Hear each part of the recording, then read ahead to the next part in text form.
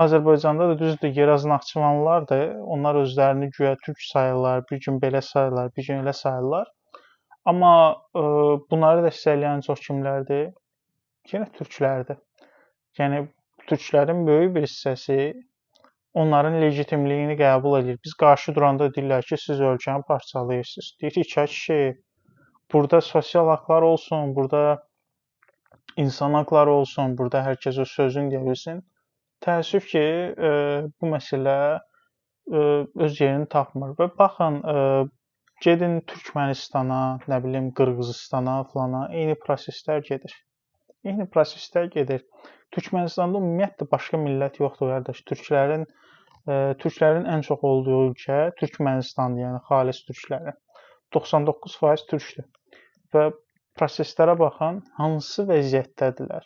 Yəni dünyada Şimali Koreyadan bir addım öndədirlər, bir addım. Yəni çox yaxındırlar Şimali Koreya olmağa. Bunu erməni eləyir, bunu Talış eləyir və yaxud da başqası eləyir.